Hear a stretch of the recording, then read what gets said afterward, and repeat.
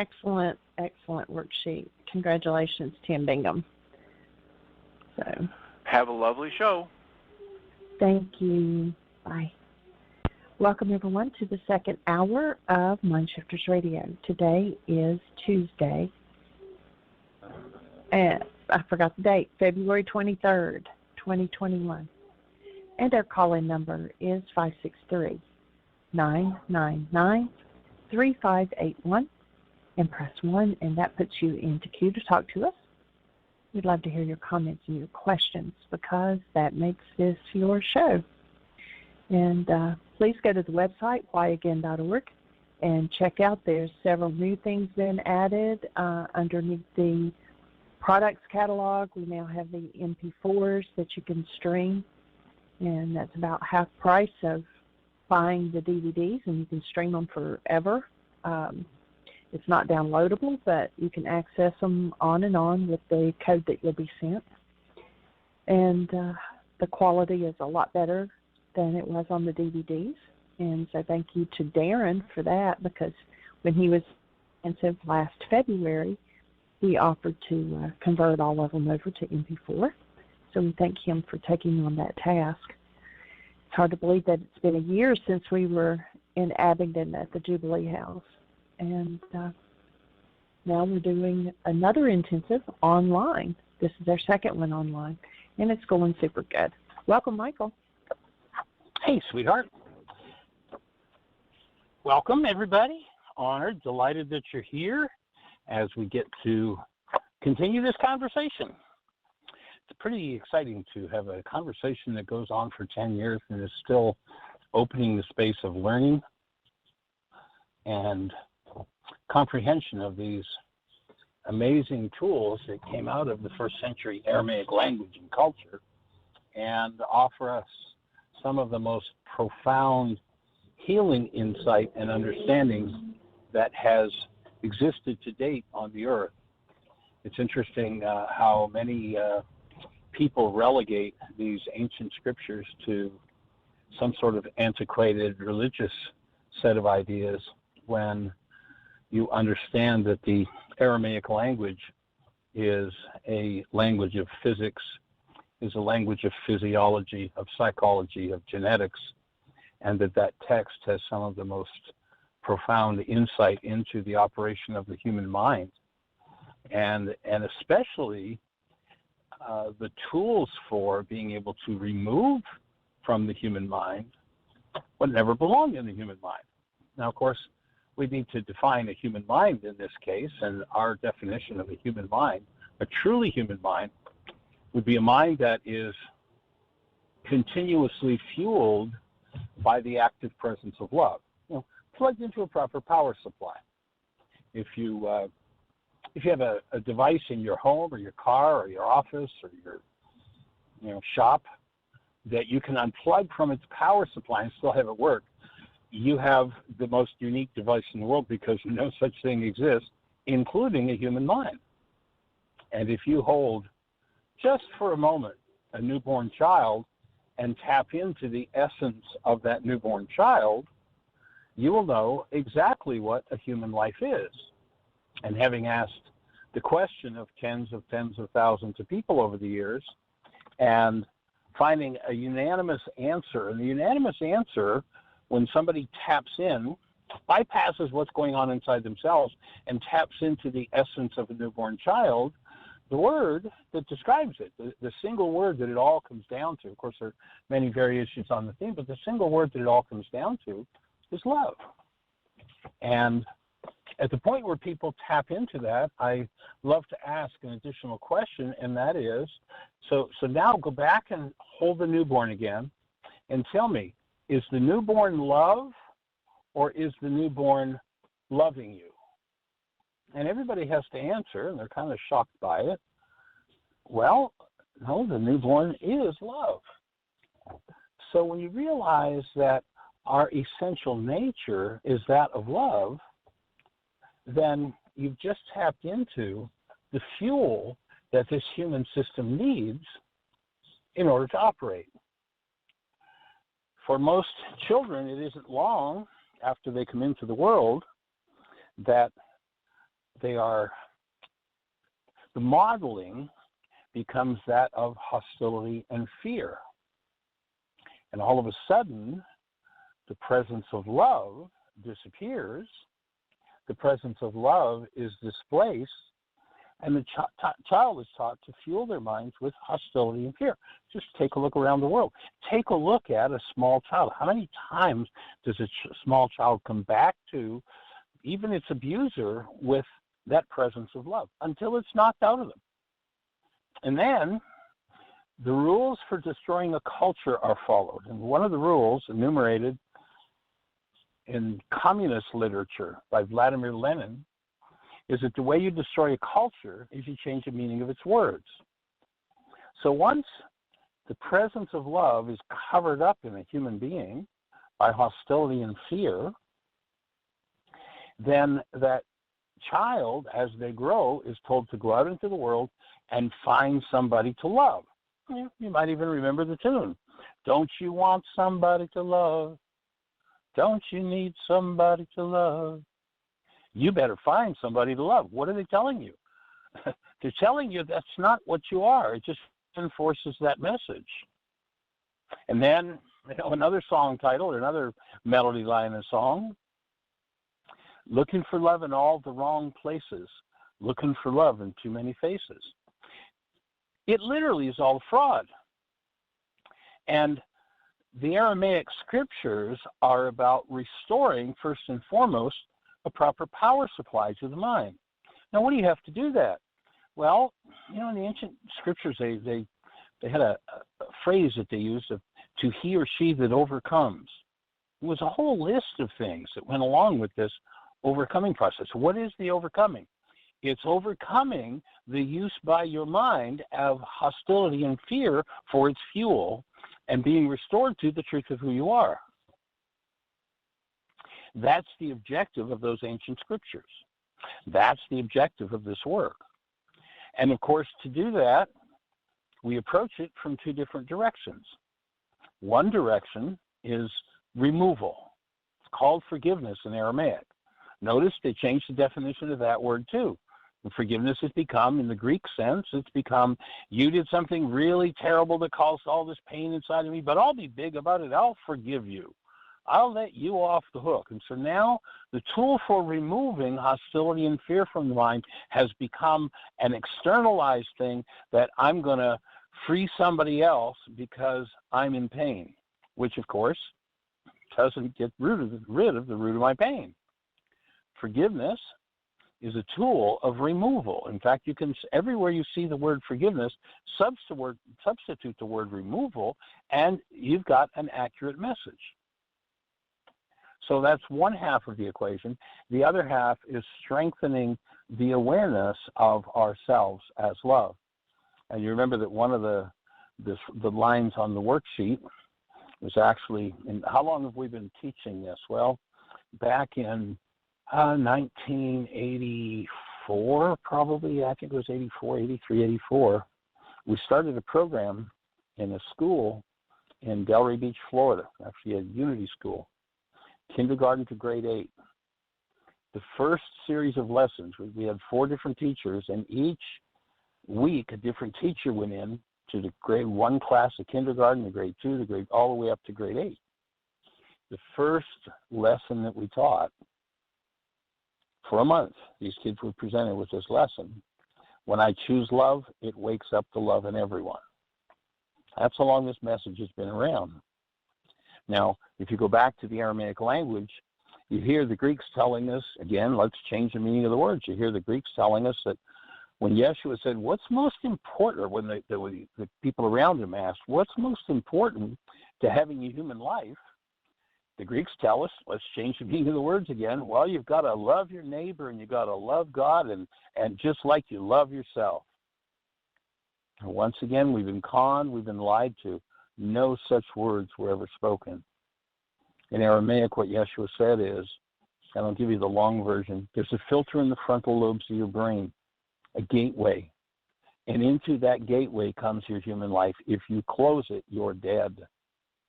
And so the first law is maintain Rakhma. That's the word they translated as love. No, It's not love. It's a gateway for human life, love, to enter the human form. He said the first thing you got to do is open that gateway. And you got to do it with some of the objects of attention you've got hostility and fear about. And so the one he names is the Creator. A lot of people, a lot of pain and rage around the Creator.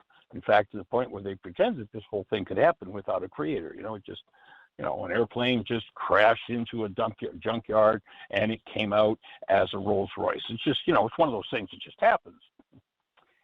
Silliness. But here we hear him talking about, if you have this gateway open, then love will be present in your mind. That's the first order of business. And you'll remember, he didn't say, I come to bring you dogma and doctrine. He said, I come to bring you life. Love is life. Love moving through your form is life itself. When we do something to inhibit it, we cut ourselves off from a proper power supply. We cut ourselves off from love and life, and we begin to die. That's why people, forms designed to live for eternity, die within 100 years or less. I mean, well, that's a long lifetime.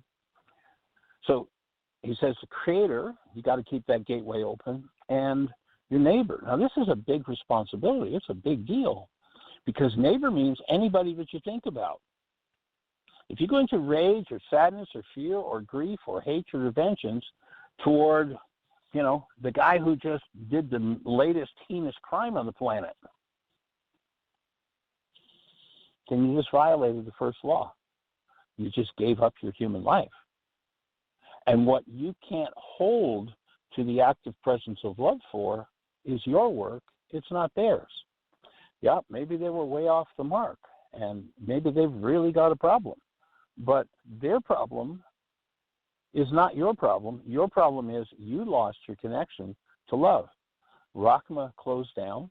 Your mind was taken over by hostility or fear, and now you're dead. You're not alive. You remember Yeshua said, let the dead bury the dead. Let the blind lead the blind. This is what he was talking about. And so this dual process of strengthening the ability to stand as the presence of love, to be aware of ourselves as the presence of love, and to dissolve those energetic patterns which maybe go back 100 generations in your bloodline, to dissolve those things is to forgive and to live as a human being. So that's where we want to go. And we are just finishing up the last page, page 38, if you have the book there, in our conversation with Richard. And the question at this point is, what is reality? And so my words to Richard are, it's more important at this stage that you be responsible for accepting the patterns and modeling your behavior after your mother's. We've been talking about some challenges with his mother, rather than trying to blame your behavior on her. So, in a sense, he's got a justified case. His mother did some pretty nasty things. And so he says, look, she was nasty to me, therefore it's her fault. Well, mom's been dead and gone for decades, and he's still living the pattern. Now, he can keep talking about her and ignore the fact that his mind has a problem. Or he can start to step up and take responsibility for that. And so I offer him the thought, I see many people who take inventory of everyone else's faults, but never acknowledge their role in adopting those faults as their own. This leads to more blame, and is a justification many use to avoid accountability. The job of a mother, a father, and I have been graced with Ari Rain really teaching me this over the last 2.5 or so years, is to be the presence of love and discipline the child. Now, you notice we've got another word change there, discipline. It does not mean, as the culture would teach you, properly beat up. Oh, you got to beat that child into submission. That's not discipline. Discipline means properly taught, not properly beat up. So it's our task to properly teach a child and to function as active present love with the child, to see the child as active present love, and through resonance, through holding that space, empowering them to come into their forms as love. Now, some people think that, well, disciplining the child means that, well, if they make me mad, then I can rage at them. If they don't follow my directions, I can I can disapprove of them. That's not discipline. That's your hostility, your fear pointed at the child. And, the child doesn't have the brain cells to fulfill every goal you have. It's silly to even think that they would. And yet the parent oftentimes sees the child as the object of their hostility and fear and think they're disciplining the child by disapproving of their behavior. No small child has ever done a behavior to be disapproved of, or that no small child has ever deserved disapproval for the behaviors they've done. Gee, did they do something that damaged or, upset the apple cart? Yep, they sure did. But did they really do it? Did the child go, let me see, I think I can really peeve them if I go knock that over. There, then I got them. No child has ever done that. They may learn to do that from a power person who does that to them, which means they've not been disciplined, they've been improperly taught. So the task of the parent, and with Richard, it's apparent, pardon the pun, it's apparent that his mother did not discipline. His mother was filled with much hostility and fear and taught him through hostility or fear, the opposite of discipline. And so her job was to function as love, and if she found his behavior was somehow off base and did something that brought up anger or fear or disapproval or sadness or grief or rage, her job would be to process herself through that, take responsibility, recognizing as a parent, oh, this is mine, and I'm going to work through it, erase all disapproval of the child for anything the child could possibly do, stand in full embrace of love of the child and approving of them and teaching them, oh, sweetie, we don't knock things over like that. That's not what we do. We take care of our things. And it's been a lesson to be with Aria. And, kids do what kids do. And to recognize that if what she does and something less than approval and love comes up in me, that's my work to do. And I need to return as quickly as I can to the presence of love so I can discipline her. I can properly teach her. And I may, somebody says, well, I said that 100 times to that kid. Well, in order for them to build the brain cells and understand, you might have to say it to them 1,000 times.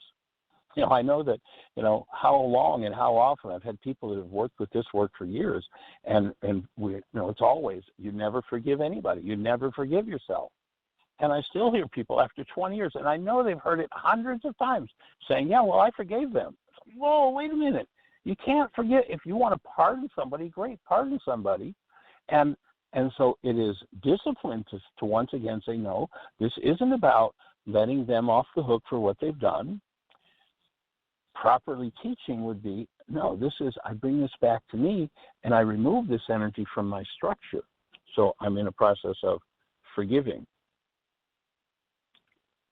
So once again, I see many people who take inventory of everyone else's faults but never acknowledge their role in adopting those faults as their own. This leads to more blame and is a justification so many use to avoid accountability. It is a great excuse for staying in old patterns, especially power person patterns, letting oneself off the hook and not having to change. With your waitress story, you clarified, Richard had told us a story. He was recognizing, as I was explaining these principles, that there was an interaction where he realized the difference between reality and actuality. And he was sitting in a restaurant having a cup of coffee, and the waitress came over and took his cup. And his reality was, she's taking something from me, and he became hostile with her. Her action was, I saw coffee that had dripped into his saucer, and he was going to pour it on his clean suit. So she's going over to replace his cup of coffee with a safe cup and saucer, and his reality is totally different. And so when you realize that the difference between reality and actuality is profound, then things start to change in your mind. So with your waitress story, you clarified the difference between actuality, reality, and how the mind produces evidence to back up its preconceived notions and create its experiences. There's an interesting line in A Course in Miracles that I think comes in really handy here. And the line is in the lesson, What is the World? And one of the things that that text says is that perception is a skill made up by you to take the place of what the Creator gave you in creation.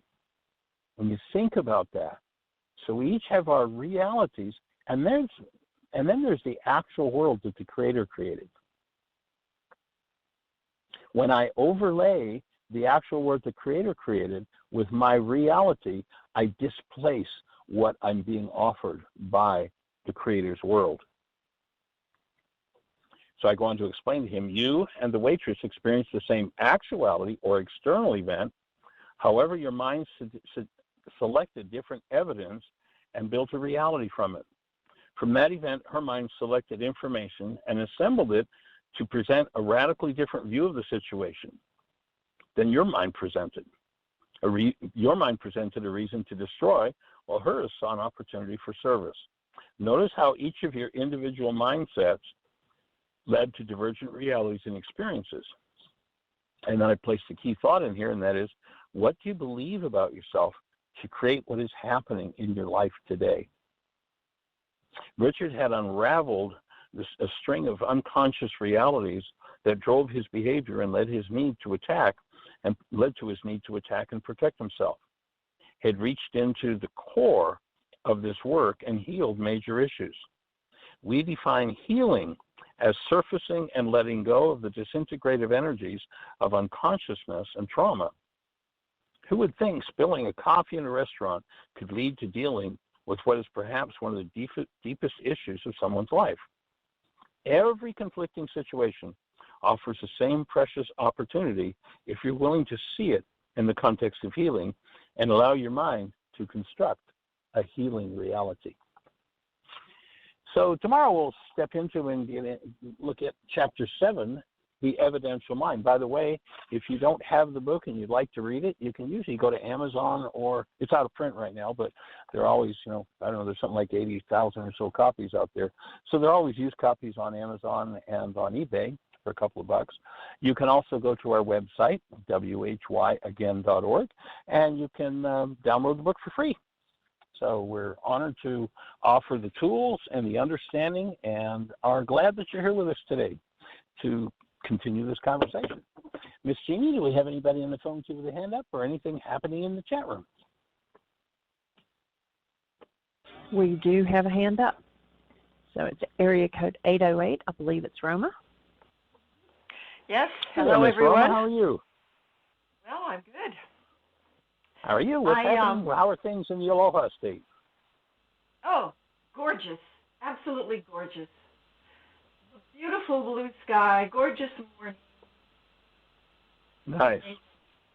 Yeah, nice breeze. I got my global flag outside in my garden. So nice to see that sphere flying in the air. Yeah. So you had mentioned watching Designated Survivor, and I remember when that came out a few years ago. So I searched it out and tuned into it yesterday, and it brought some things up for me. Well, for one thing, the way we approach entertainment through drama is by creating these scenarios of, here in this particular movie, the total destruction of the Capitol building, and I've often wondered about the sanity involved in that in entertainment as such, because here as I was watching this last night, January 6th is still resonating in the cells of my body, and I remember on January 6th feeling the deepest level of emotional reaction that I have ever felt in my body, throughout the trunk of my body, my arms, my legs, that was in response to something that was actually going on in the real Right. world, not a drama in a Right. movie. And I wonder sometimes whether our movies, our dramas, do the groundbreaking work,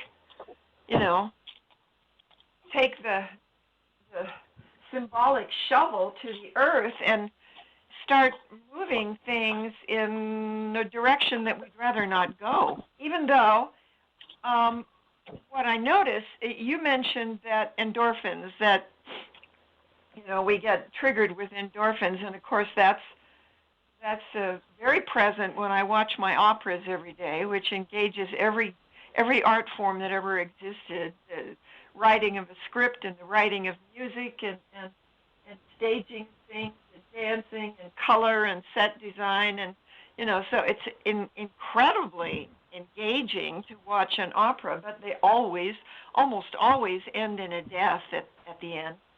The two most famous Drama. Drama. And so we can feel those endorphins at its maximum. So I guess my real question here today is how, and we're obviously addicted to these endorphins. I'm obviously addicted to these endorphins. And I remember, the two most famous opera composers, Puccini and Verdi, by the time they got to the end of their careers, their last opera was not one where the hero or the heroine died in the end. They both figured it out by the end of their composition careers, that maybe that's not where we want to lead the world. But okay, so I guess they process through their own unconscious traumas. And having done that for so many years, I discovered being. Yeah. Well, but it's less engaging. Those operas they're sort of milquetoast compared to the big dramatic ones, Well, but remember, that's a perception created by your mind, because the more dramatic ones appeal to your unresolved traumas, where the others appeal to being. And when we remove the unresolved traumas, then the ones about being are just going to open up beauty and so much more, the next level. That would be my take. Well, yeah, I mean, we're speaking about actuality here. But I guess I want to go back to, I think my main question is how, since we are addicted to the endorphins of excitement, and like, for instance, in watching Designated Survivor, and I know that you use films to deprogram yourself, but I just wonder about our addiction to endorphins, because the excitement that I felt when I started watching Designated Survivor last night was the same damn excitement I felt on January 6th, which was about the deepest level of stimulation a person could feel, which reminds me that patriotism is one of the deepest emotions that human beings feel, and that we are addicted to it. And all the world wars, they keep saying how are you there? Hello? I'm here. I We're just had not my mute button you. on. I'm here. I've just had my mute button on. Oh, okay. Yeah. Let's see. What was I going to say? Anyway, that's what I'm talking about. I mean, okay. So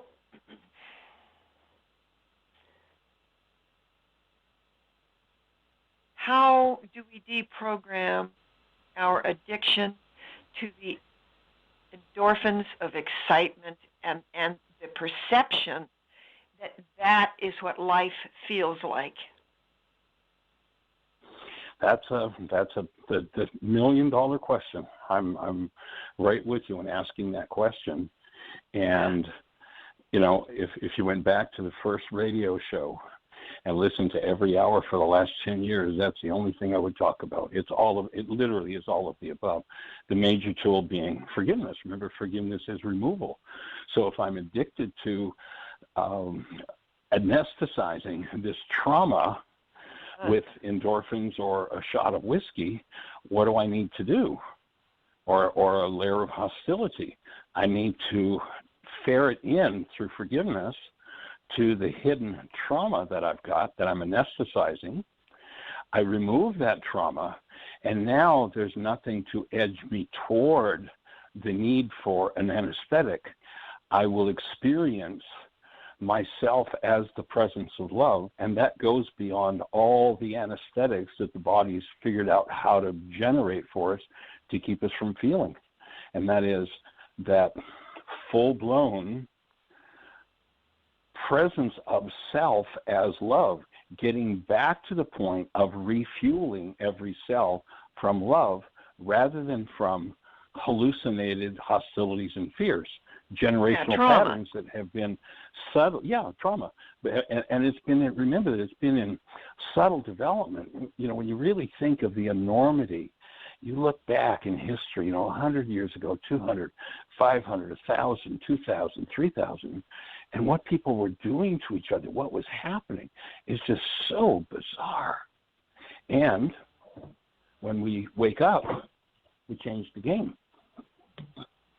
And you change the game via the use of the tools. So everything we talk about, every tool, is how we do it, how we step more and more into experiencing ourselves out of and as the presence of love, so that we get to be human, rather than what has been called human. We've got a great excuse that people often use. Well, I did that. After all, I'm only human. So no, you did that, and you're human, and it was your non-human self that engaged in and did whatever it is you're talking. And when you forgive propensity to do whatever that is, then you make a space. And there's a line in the Course in Miracles, from the Lord's Prayer, you've heard me translate before, that properly spoken would say, asking the Creator, saying to the Creator, carve out a space in me for your wholeness. And so it's making room through the endorphins, the enkephalins, the adrenaline, the terror, the trauma. Make a space in me for that wholeness to show up.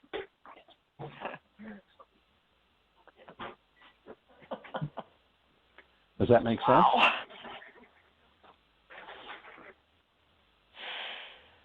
And oftentimes an insight that comes is like, oh my God, everything I've done my whole life has been a waste. It's been based in a falsity.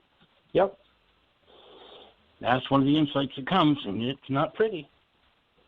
But it's really awesomely beautiful, because look what I now have the opportunity to do, rather than hanging out in that unconsciousness of literally being drugged all the time. Well, just when you look out on nature, it seems very quiet, peaceful, beautiful. Doesn't trigger a bunch of endorphins, and you don't get excited normally. I mean, if the volcano were going off, I suppose it would be exciting. But the difference between trauma and love. I mean, I guess that's an important distinction to continuously keep in the back of our minds, to discern the difference between trauma and love. Whew.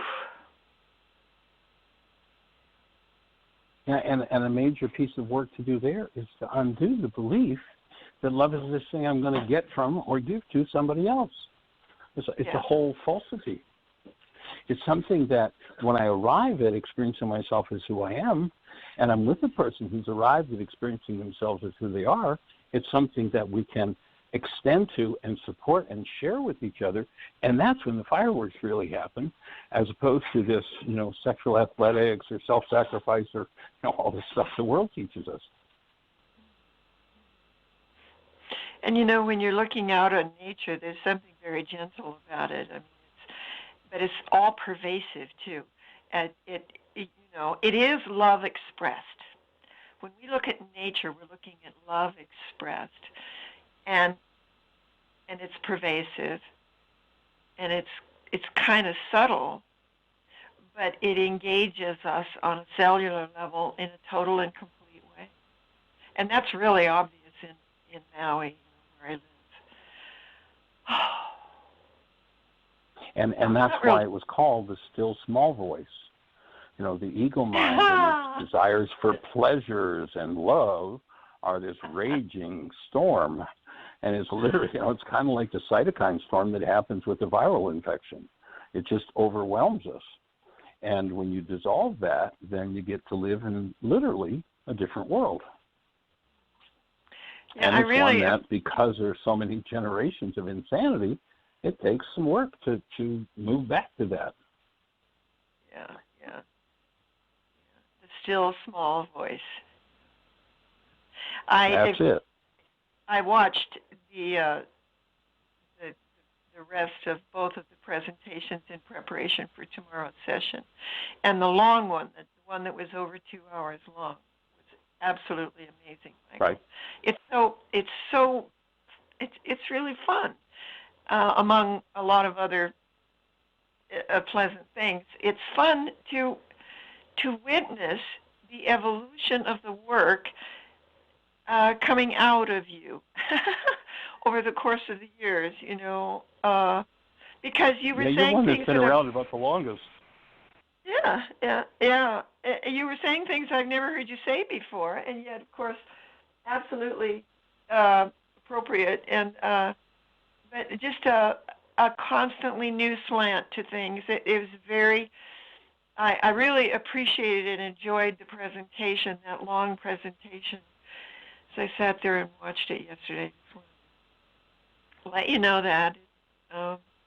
You probably. Well, do you ever feel taken? Do you ever feel taken for granted? Not in the least. Not in the least. Oh, I'm moving. The work is alive because I'm moving forward in my work, and right. And I'm really in harmony with Yeshua's thought of, and I'm working more and more to do it, to be in this world but not of it. And so I'm not doing the work for what the world has to offer. I'm doing the work because I have work to do, and I made a commitment to share that understanding of that information with others. And sure, it's nice to have somebody say thank you or acknowledge it, yes. But is that a requirement for me? No. No. No, oftentimes people will go into their rage and their fear, and they'll want to pummel on me. I've received plenty of that too, Nobody will ever know what the last 30 years has looked like at Heartland, with new groups of people coming in with their addictions and their rages and their fears and their traumas, and opening them up. And protection. I agree on occasion to become, okay, I'll play the object of attention for a little while, but we got to let this go soon.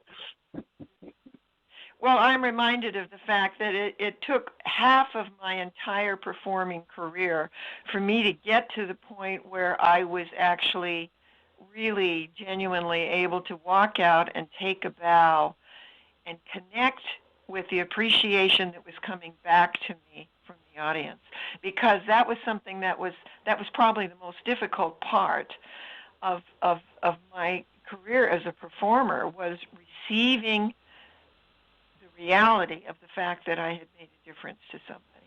And, we do the work anyway, but so I guess I'm very sensitive to that, and and the difference between preening somebody's ego and expressing genuine appreciation. Because things can, the water goes down the river. It just keeps flowing, It's always there. We can easily take it for granted. I just want you to know I'm not taking it for granted. Well, thank you for saying thank you. Yeah, I accept. I accept. Okay, good. All right. And thank you, Jeannie. Yeah, you were reading in the 1 hour segment yesterday in preparation for tomorrow. You were reading from a document that I don't think I received. It was some kind of, I don't know. Right, it was a last minute thing. Michael, she's talking about the 2 letters that you sent, and you wanted people to pick out the denial and all that was in the letters. Yeah. And so that wasn't part of the worksheets that I had originally sent out to everybody. So thank you for bringing that up, and I did send it to everyone, and I also put it out on the Facebook page. Oh, good. Yeah, because I found it fascinating to listen to.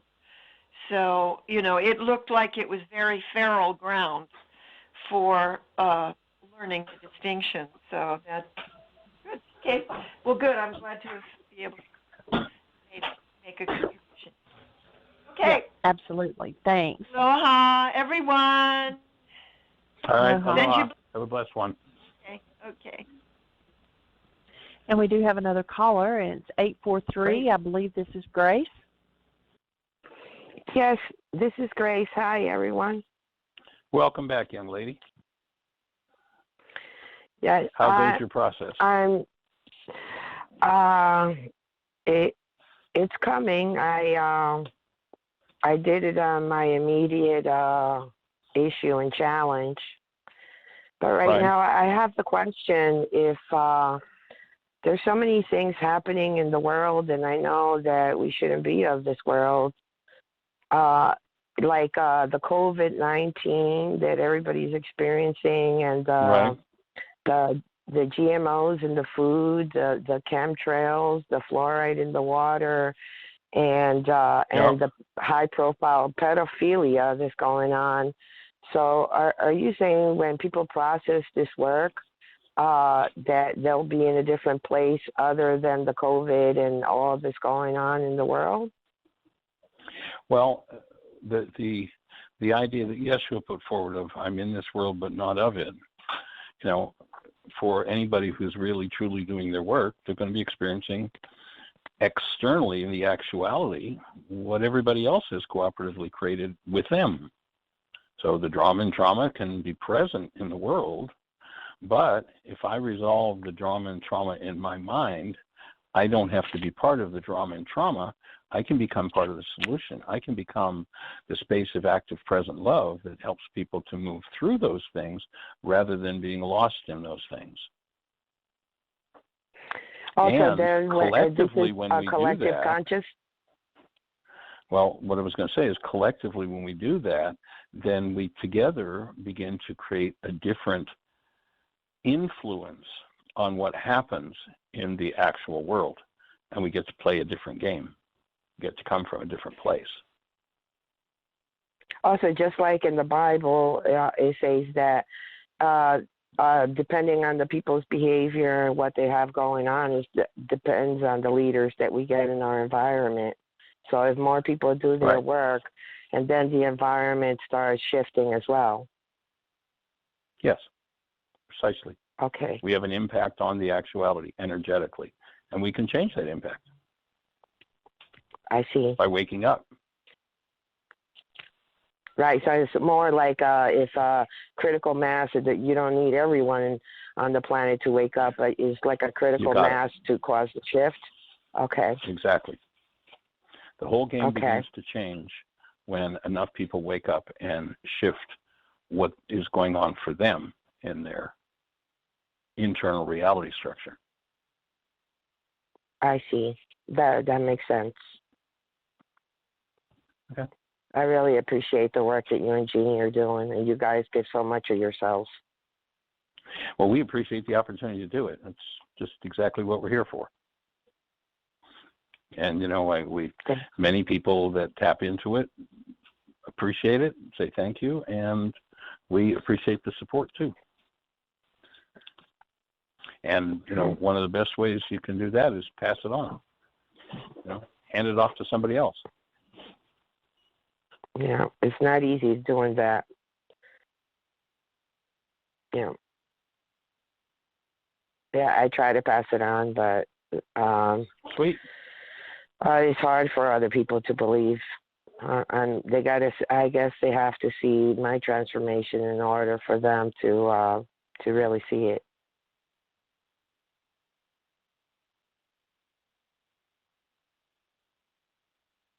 Let's take it off you again. So we're here to hold the space for every mind, heart, and being on the planet to shift. Yes.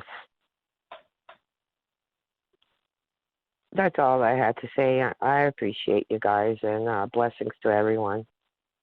All right, thank you. All right, Miss Jeannie, do we have anybody else in the phone queue with a hand up or anything else happening in the chat room? No, there's no questions in the chat room, and no hands up in the phone queue. So if someone presses 1, you're first in line without waiting. Well, if you're out there in listener land, our objective is to support you. Of course, we can't support you if we don't hear from. Well, I guess we can. We can still offer the general information, but we can be more specific if you just tap in and ask a question. If you're on one of those stations where we can't see you, our call-in number is 563-999-3581. If you call that number, you'll be listening to the show. And then if you press 1, then you will be having a personal conversation with Jeannie and I. And we'd love to have that conversation. What's on your mind, John?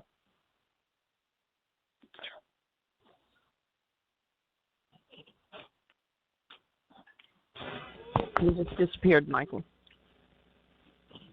Am I back? Yeah. And we Okay. just had another hand go up. Oh, great. Let's say hello. 816, you're on the air. Who do we have? Area code 816. Hello, this is John. Welcome. Yeah, I have a question about my movies. I'm having trouble understanding. Your voice is cutting in and out. Just disconnected. So he must be having connection problems. I heard him say Some John. phone problems. Yeah. Yeah. Somebody in the chat room Actually, said, I do have a few concerns. Okay, if you'll type your question out. If I could talk, I would. However, I'm not able to, so it is by text. Can you see this? Yes. Go ahead and ask your question. So what's on your mind?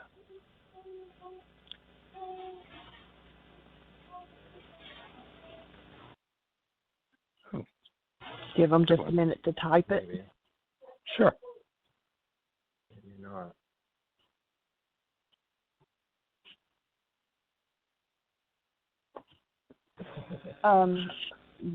They ask, it's about their son, Zach, and could we tap into that, or did they need more information? So Say it again, Jeannie. clairvoyant. They're saying that it's about their son, Zach, and do you need more information than that? Or can you just tap into that? So I said, yeah, we're not clairvoyant. We need to know what the issue is and what the question is. Right.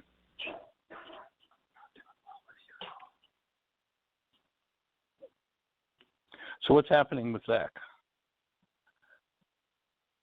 Tell us a little bit about it, and we'll see if we can be of support and how you can do some healing of your own around whatever's happening with your son and perhaps offer the space for him to do some healing.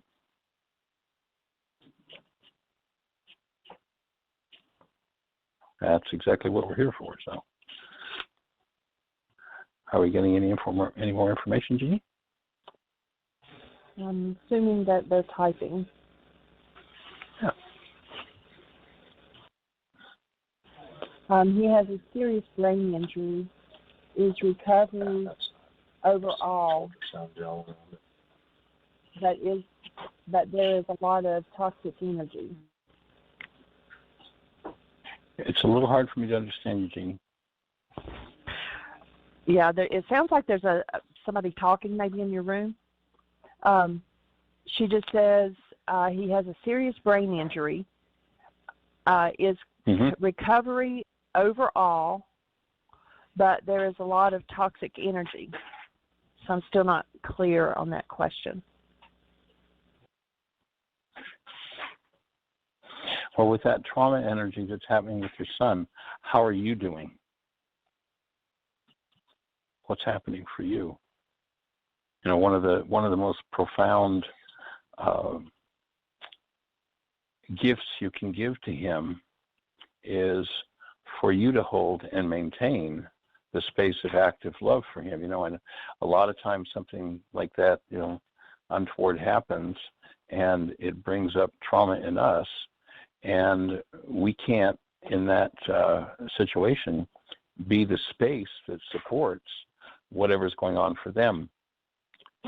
And so the one of the most powerful gifts you can give him is for you to do your work so that you can literally, really, truly be the space of active love for him. And, you know, there's that line that we started out from, you know, that I shared that we taught in school back 30 years ago in Delray Beach. And that was, when I choose love, it wakes up the love in everyone. And when I can, and love not being the mushy, you know, I love you kind of thing, I'm approving of you because you're doing all the things I want you to do, but rather I'm really truly present as a human being. And as that presence of love, that energy changes everything. I mean, literally changes everything. So they just typed in and said, partly family history and partly through his own need to release. I am the safe place to expel what is going on. I am not doing so great, but all things considering, I'm better off than probably 80% of humans. And yes, of course, I love him unconditionally. Of course, I have my own trauma regarding this, and I do set the best example that I can.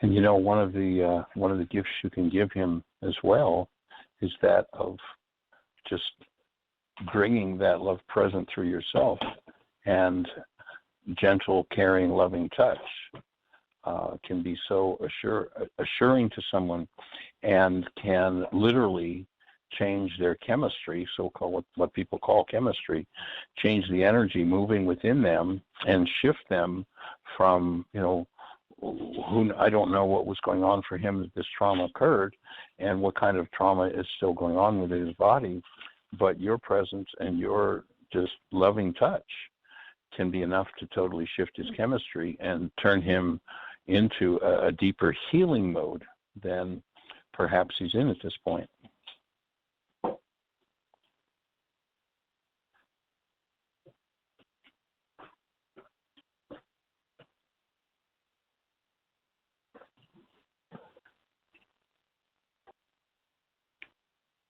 So is another thought coming to you? Says, so I guess I don't have a specific question. What I am hoping for as soon is that he gets healing and becomes less toxic. It's a tricky space. I work with healing modalities. I do appreciate how you are giving what you can, Michael. Thank you. Well, we will be extending the presence of our love, and you know, we've got a whole community here that crosses the globe, and we'll be tapping in to your energy, extending that presence of love in your direction. And what is your son's name? If you just give us his first name. She said it was Zach, and says it was a catastrophic accident that happened and was just over 4 years ago now. And thank you again. Okay. Holding you in our hearts. We ask this whole community to tap into, just through the vibration of his name, to tap into Zach and extend that space of active, present love to him.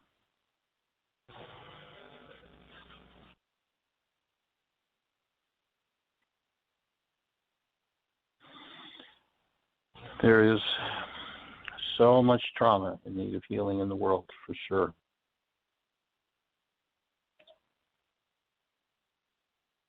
And learning to handle the trauma that in us that seems to be about others' trauma, realizing that if that trauma energy is moving in us, we can remove it, we can forgive it within ourselves and be a different space for others.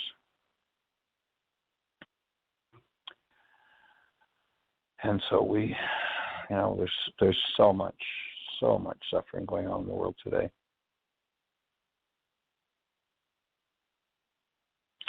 So I join each and every one of you being willing to own and process through any kind of suffering that you have in yourself and bringing forward that presence of love that's so deeply needed. Again, to recognize that life is literally the movement of love through your structure. That is human life. If we allow anything to inhibit that, we have a problem. We have work to do. Forgiveness is about removing those inhibitors. And people say, yes, but this was so terrible. It's like, okay, I'm with you. I hear. I mean, beyond comprehension terrible. But that seemingly terrible experience outside of us is not the cause of what's moving inside of us. And when we realize what the cause is of what's moving inside of us, that's when we can take charge of it, when we can take responsibility for that. Because when we live in denial, and remember that denial by definition in this work is whenever I think or speak as though something outside of me is a cause of what's happening inside of me, I'm in denial. And when I'm in denial, in order to believe what my mind is telling me, in order to see that as, well, but these are the facts, I have to literally hide the part of my mind that's causing my pain. And that's called dissociation. So when I put that cause, the real cause of my pain or turmoil, out of my own sight, I'm now unable to heal that part of me. And when I look at the current situation, this is just such a genius piece of understanding that Yeshua brought 2,000 years ago. When I look at the situation that my mind tells me is the cause of my trauma, I realize that what's moving in me is what's mine. And when I can recognize that my perceptual construct is a result of a goal that I hold, causing something within me to be resonated, and I cancel that goal. In Aramaic, the word forgive is Shabag. It means to cancel. When I cancel that goal, I collapse the perceptual construct in my mind at that moment. And as I collapse it, what happens is it collapses into it in my mind at that moment. And as I collapse it, what happens is it collapses into itself. It collapses into the dissociated part of the mind. So this is how to access the dissociated part of my own mind. And when I access that and I bring it forward in the presence of human life, in the presence of active love, then all of a sudden there's a transmutation of that internal trauma. And I free myself. And Paul talked about we see as though through a glass darkly, that we're covering up our awareness of the actual world and what's actually happening with our own perceptual constructs. And so thank you for being with us